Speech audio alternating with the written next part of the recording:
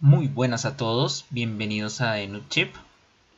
En esta ocasión traemos otro video de enseña, otro especial, porque ¿por qué no hacer otro especial? Y en este caso, a diferencia del anterior, no voy a hablar de un elemento químico, sino de una molécula, la cual es el dióxido de carbono. Ahora, como generalidades del dióxido de carbono, tenemos que su símbolo es CO2, o sea, un átomo de carbono y dos de oxígeno. Por lo tanto, su nombre sería di de dos átomos, óxido por ser grupo óxido, perteneciente al no metal de carbono, dióxido de carbono. También se puede llamar óxido carbónico, puesto que el carbono se encuentra en su estado de oxidación más alto, que sería 4 de los dos que tiene. Y óxido de carbono 4, de nuevo el 4 por el estado de oxidación del carbono. La masa molecular es de 24,01 gramos mol.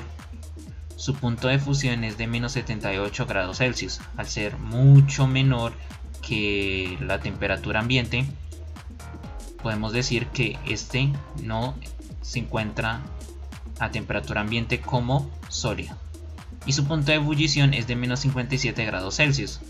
Al ser mucho menor que la temperatura ambiente, también podemos decir que en la temperatura ambiente se encuentra como, no se encuentra como líquido. Aunque hay una característica especial que se hablará luego, y es que este punto de fusión también sería su punto de sublimación, ya que pasaría de sólido a gas. La densidad de este es de 0,0018 gramos por mililitro, puesto que es un gas, tiene una densidad muy pequeña, y esta densidad es mayor que la densidad del aire, que es de 0,0012. Por lo tanto, a temperatura ambiente, el dióxido de carbono llega a ser más pesado que el aire. Su apariencia es incolora y su olor es inodoro. Asimismo, tiene poca solubilidad en agua, pero la tiene, que es de 1,45 gramos por litro. Ahora entrando en una parte más química del asunto.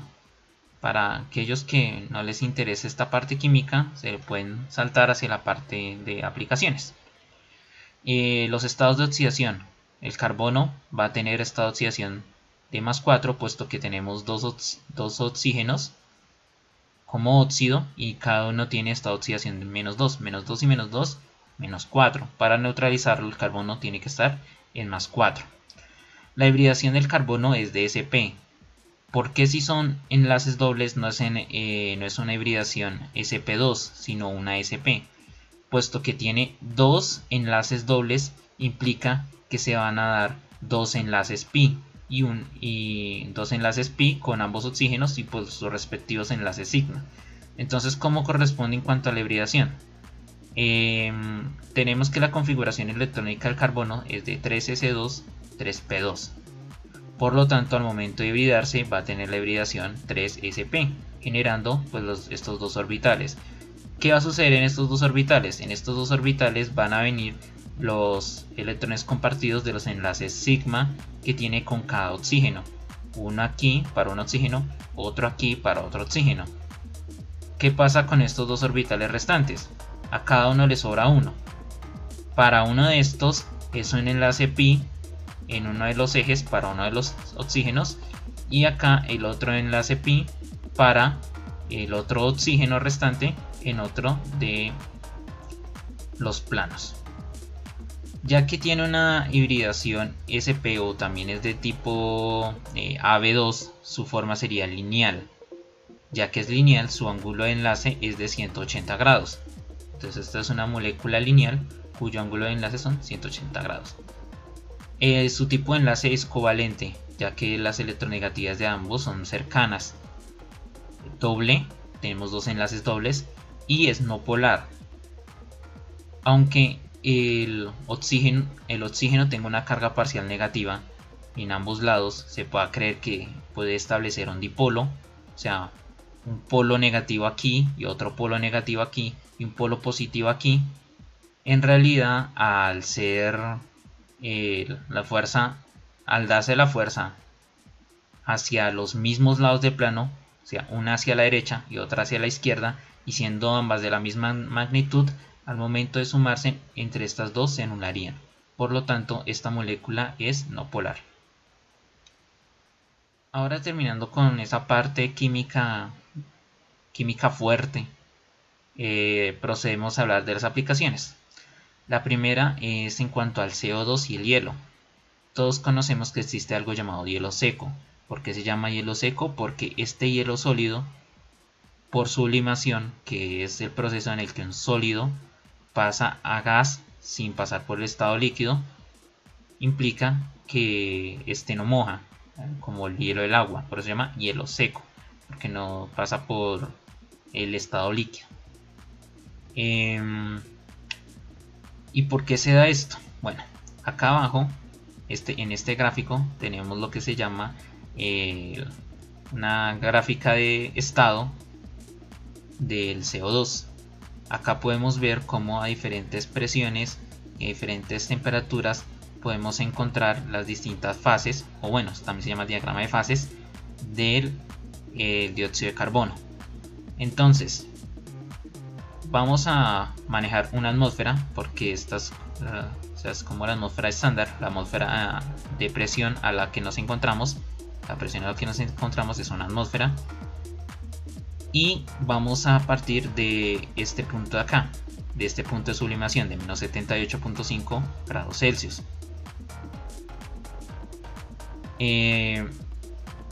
Por lo tanto, si queremos tener el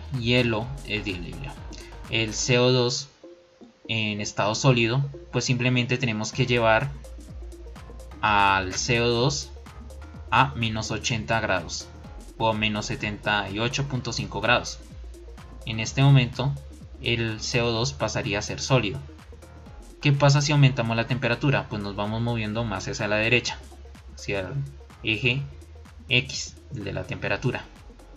Podemos encontrar cómo este pasa de estar en este lado, donde está como CO2 sólido, para estar como CO2 gas, sin pasar por el estado líquido. La única manera de obtener CO2 en estado líquido es aumentando la presión,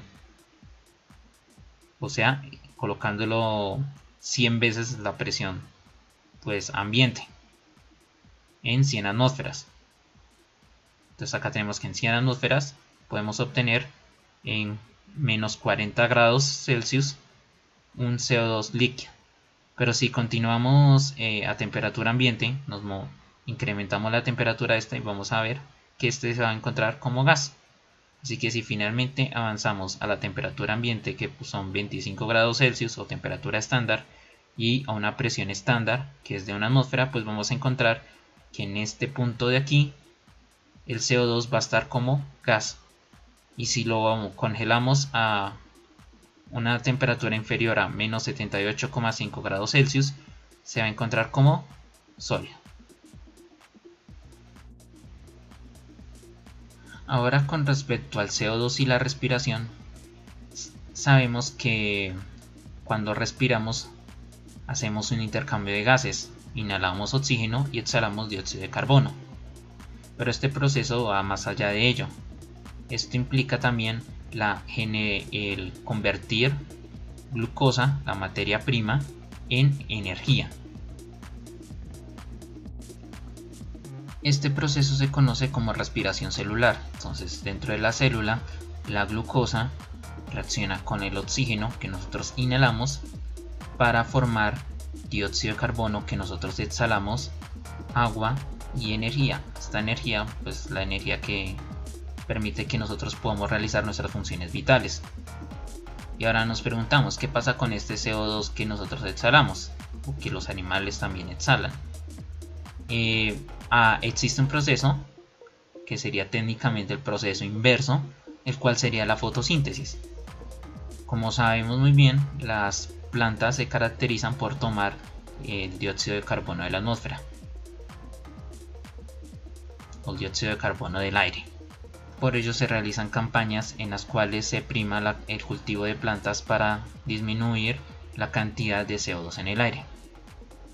Entonces, la ecuación para la fotosíntesis que van a realizar las plantas es que éstas toman el dióxido de carbono más el agua absorbida por las raíces o por las hojas junto a la energía. ¿Cuál es esta energía? La energía del Sol.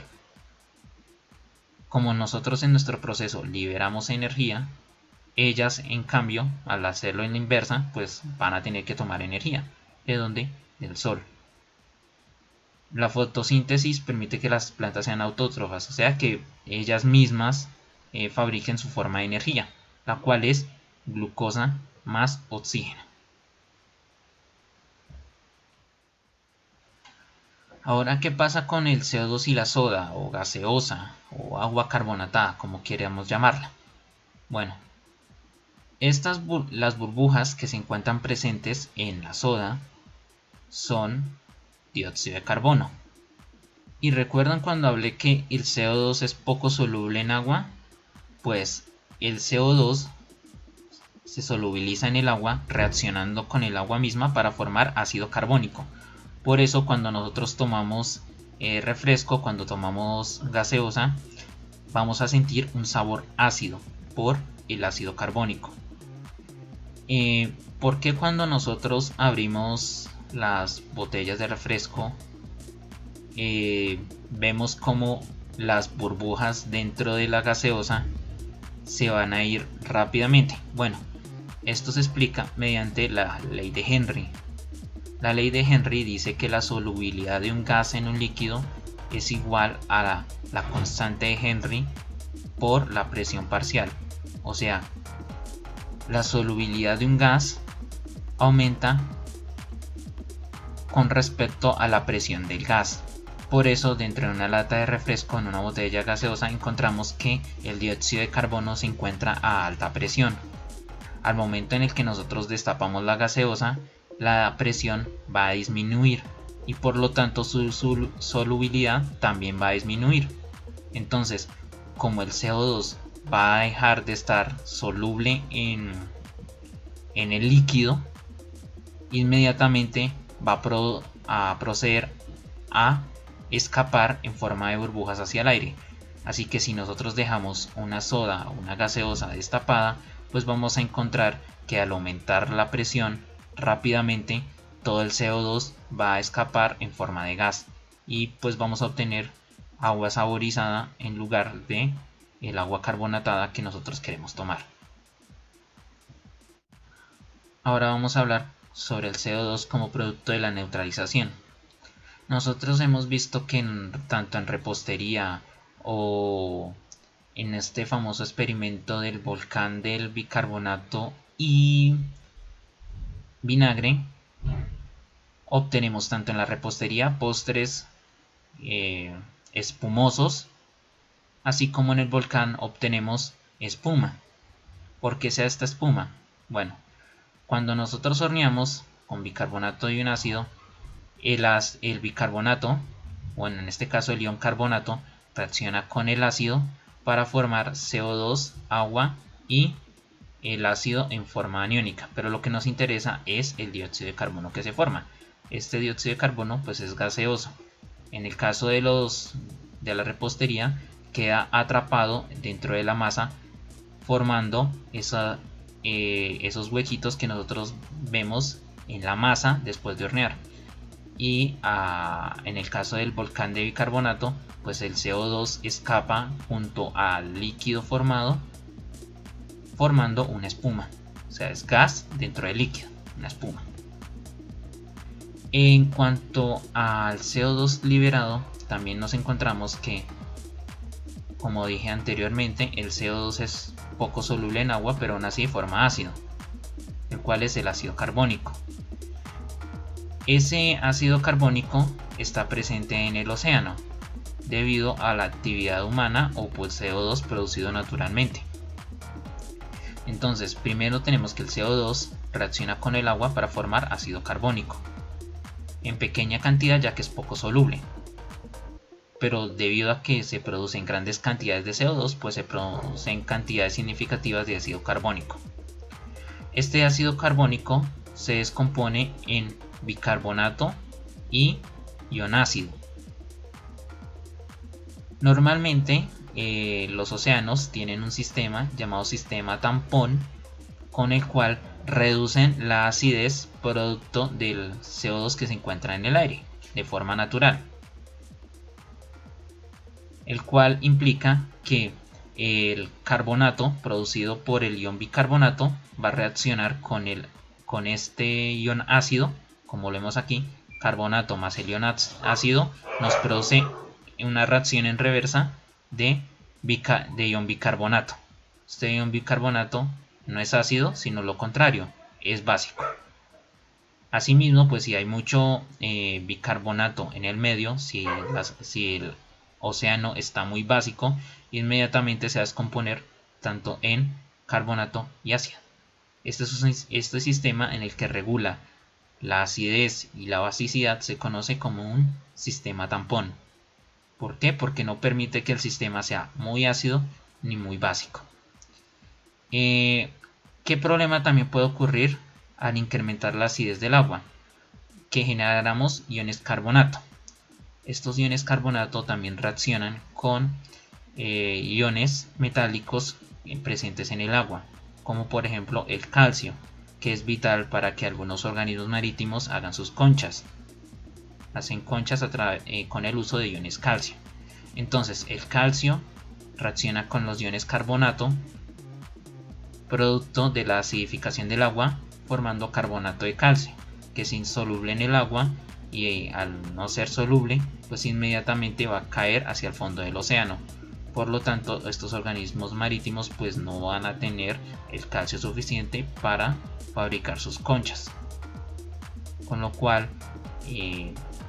los corales se van a ver seriamente afectados por problemas de producción de dióxido de carbono. Asimismo, como vimos con el azufre, cuando se da la combustión de productos con azufre se generan sus respectivos óxidos. En el caso del carbono también sucede lo mismo. Cuando hay combustión de materia orgánica que generalmente tiene carbono, pues formamos CO2. Este CO2 va a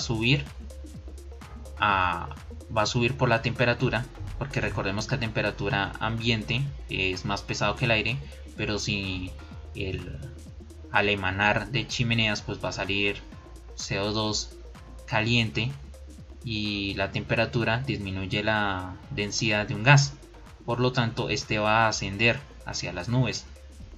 De nuevo, como se dijo anteriormente, las nubes están hechas de agua, por lo tanto ese CO2 también se va a solubilizar en poca medida dentro del agua. CO2 más agua me genera ácido carbónico. Generalmente el pH de la lluvia es ácido por naturaleza, pero si maximizamos las producciones de dióxido de carbono, pues va a incrementar asimismo la acidez de la lluvia, agravando aún más el problema de lluvia ácida. Lo siguiente es el CO2 como agente de efecto invernadero. No es el principal agente de efecto invernadero, puesto que el mayor de todos es el metano, producto de la ganadería extensiva. Pero también el dióxido de carbono es responsable. Y bueno, ¿en qué consiste el efecto invernadero? Normalmente la radiación térmica, o sea el calor procedente del sol, es absorbida y gran parte de esta llega a ser reflejada hacia la atmósfera. Pero ¿qué es lo que sucede? Por la gran concentración de dióxido de carbono que llega a ser producida, se produce una capa atmosférica la cual retiene el calor que debería salir, o sea, tal como en un invernadero en el cual el plástico va a permitir que el calor quede atrapado y las plantas puedan hacer su fotosíntesis, pues asimismo el planeta Tierra tiene un manto parecido a lo que sería el plástico del invernadero, que va a retener el calor y va a incrementar la temperatura del planeta. ¿Y por qué el CO2 hace esto? Bueno, esto es porque el CO2 es una molécula que por sus dobles enlaces se puede decir que llega a ser rígida, pero tiene movimiento vibracional. Uno de los movimientos es que las moléculas de oxígeno se muevan hacia la izquierda y a la derecha. Otro es que las moléculas de oxígeno se queden quietas y que la molécula de carbono sea que se mueva de izquierda a derecha, o que las moléculas de oxígeno se muevan de arriba hacia abajo, así mismo que la del carbono. Esta vibración se da a la misma longitud de onda de la radiación solar. Si no fuese a esa misma longitud de onda, pues no, el CO2 no vibraría y no se retendría el calor. Finalmente vamos a hablar del CO2 y la combustión. Entonces, en cuanto a la combustión, se hablará luego. Eso es un tema bastante grande, pero realizando una revisión breve sobre lo que llega a ser la combustión, podemos decir que, como decía anteriormente, que el CO2 es producto de la combustión de materia orgánica que generalmente tiene carbono. Si nosotros quemamos papel, quemamos madera, también quemamos un plástico, vamos a producir CO2 porque todo esto contiene carbono en su composición. Entonces, dependiendo de ya que la combustión requiere algo que se va a quemar, oxígeno y energía, vamos a encontrar que podemos obtener distintos productos en la combustión del carbono, dependiendo de la cantidad de oxígeno que tengamos. Si tenemos muy poco oxígeno, van a haber muy pocas moléculas de oxígeno que se unan al carbono. Por lo tanto, vamos a producir partículas pequeñas de carbono que popularmente se conocen como hollín. Entonces pensemos en un incendio. En un incendio vamos a encontrar muchas cosas quemándose, o sea, mucho material con carbono en presencia de oxígeno con energía. Este material particulado, hollín, va a ser liberado al aire, y si una persona respira este material particulado, pues inmediatamente va a tener problemas respiratorios, ya que este va a tener el tamaño suficiente como para llegar a los alveolos pulmonares y causar daños. Esta es una de las razones por que la gente se puede llegar a ahogar en un incendio. Ahora, si en el proceso de combustión tenemos un poco más de aire, se produce lo que se llama la combustión incompleta. Y esta es que algunas moléculas de oxígeno se unen al carbono formando monóxido de carbono. ¿Qué es lo que sucede con esta molécula? Resulta que la sangre está compuesta de una proteína llamada hemoglobina. Esta proteína es la encargada de transportar el oxígeno por todo el cuerpo para realizar el proceso de respiración celular que mencioné anteriormente. Pero la hemoglobina tiene mucha atracción hacia el dióxido de carbono, el cual es 250 veces más fuerte que el mismo del oxígeno. Entonces, ¿qué pasa si la proteína encargada de transportar oxígeno, en lugar de transportar oxígeno, transporta monóxido de carbono? Pues que el oxígeno no va a llegar a las células y por lo tanto estas no van a poder realizar sus funciones vitales. Por ello es que en lugares en los que hay un mal sistema acondicionado y no hay ventilación, se van a producir grandes cantidades de dióxido de carbono, lo cual va a producir que las personas pues mueran por asfixia. O lo mismo, si está en un auto y no tiene buena ventilación y hay problemas con el escape de los gases, también puede producir que las personas mueran por asfixia. Generalmente cuando las personas salen de un ambiente rico en monóxido de carbono a un ambiente que es rico en oxígeno, la concentración de oxígeno llega a ser tan alta que inmediatamente el oxígeno vuelve a reemplazar al monóxido de carbono. Por lo tanto, si una persona se encuentra en un incendio o en un caso en el que no tenga la suficiente ventilación y se esté ahogando, una de las mejores soluciones es llevarlo a un sitio con aire puro y que el cuerpo vaya eliminando el monóxido de carbono desplazándolo por oxígeno. Finalmente pues tenemos la reacción en presencia de oxígeno, el cual es el carbono más oxígeno produce dióxido de carbono. En la combustión de materia orgánica se van a dar estos tres: carbono, monóxido de carbono y dióxido de carbono, pero la proporción de cada uno depende de la cantidad de oxígeno.